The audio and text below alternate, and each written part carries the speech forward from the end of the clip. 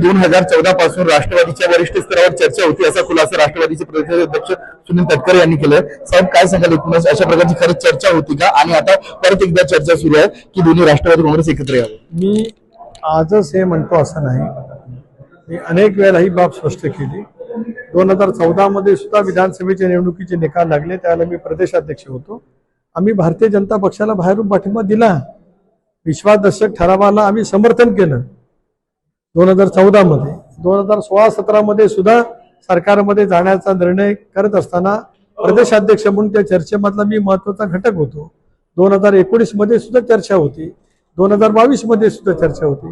त्यामुळे भारतीय जनता पक्षाबरोबर सरकारमध्ये जाणं, इंडियामध्ये जाणं हे काही नवीन विचार नव्हता, तो यापूर्वी होता, पण तो कार्यान्वित झाला नव्हता. त्याच्यामुळे तो आम्ही सामूहिकरित्या कार्यान्वित केला आणि महाराष्ट्रातल्या जनतेने अभूतपूर्व यश आम्हाला दिलं, आमच्या निर्णयावरती शिक्कामोर्तब केलं. मात्र अलीकडे चर्चा होत आहे आणि की पवारसाहेब पण म्हणाले होते की भविष्यात दोन्ही राष्ट्रवादी एकत्र आलं तर आश्चर्य व्यक्त करू नका, असं होऊ शकते का? त्याविषयी काही चर्चा सुरू आहे का राष्ट्रवादीच्या दोन्ही गटांमध्ये? राष्ट्रवादी काँग्रेस पक्ष म्हणून आम्ही जे बसतो, आमच्याकडे तशा पैसा कुठला प्रस्ताव आलेला नाही. पक्षाच्या कोर ग्रुपमध्ये या विषयावरती कधी चर्चा झालेली नाही.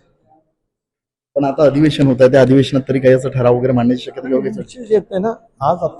आज आमच्या समोर आगामी येणाऱ्या स्थानिक स्वराज्य संस्थांच्या निवडणुकांचं आव्हान आहे. पक्ष बळकटी करण्याचं, पक्ष बांधणीचं सुद्धा आमच्या समोर आव्हान आहे.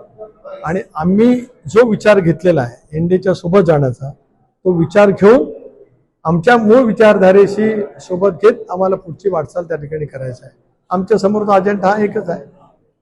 साहेब, 10 जूनला तुमचा वर्धापन दिवस होत आहे, मात्र अलीकडे पक्षातील काही कार्यकर्ते म्हणजे वादात सापडले, त्यात हगवणे असतील किंवा पूर्वी चांदेरे असतील आणि वाल्मिक कराड वगैरे असे, भविष्यात अशा प्रकारचे पक्षामध्ये घटना होऊ नये किंवा अशा प्रकारची विकृती वाढू नये यासाठी काही खबरदारी घेतली जाणार आहे का अधिवेशन? अनेक वेळेला ज्या घटना घडतात अशा घटनांना जात, धर्म, पक्ष नसतो, ती एक विकृत मनोवृत्ती असते. पण ज्या वेळेला एखादी बाब लक्षामध्ये येते त्यांना पक्ष त्या ठिकाणी कारवाई करत असतो. आणि हे राजकारणामध्ये गेले अनेक वर्ष अशा दुर्दैवी घटना घडल्याच्या नंतर वेगवेगळ्या राजकीय पक्षाच्या वतीमध्ये घडलेलं आपल्याला अनुभवायला मिळालं. याचा अर्थ त्या पक्षाचा दोष आहे असं नाही, असू शकत नाही. पक्ष नेतृत्वाचा दोष बिलकुल असू शकत नाही. पण आगामी येणाऱ्या या संबंध 10 जूनला आम्ही जो वर्धापन दिन सोहळा साजरा करणार आहोत, त्यावेळेला काही विचार मांडण्याचा जरूर प्रयत्न त्या ठिकाणी होईल. पाहू शकतो की राष्ट्रवादी काँग्रेसचे जे पदाधिकारी आहेत त्यांना कुठलंही असं विकृत मनोवृत्तीचं काम करू नये याच्यासाठी विशेष खबरदारी यापुढे राष्ट्रवादी काँग्रेस घेणार आहे. गोपाल वगैरे, साम टीव्ही न्यूज, पिंपरी चिंचवड. देश विदेशातील प्रत्येक घडामोडींचे लाईव्ह अपडेट मिळवण्यासाठी आता साम टीव्हीच्या सर्व सोशल मीडिया प्लॅटफॉर्मला लाईक, फॉलो आणि सबस्क्राईब करा. तसंच सर्व नोटिफिकेशनसाठी बेल आयकॉन प्रेस करायला विसरू नका.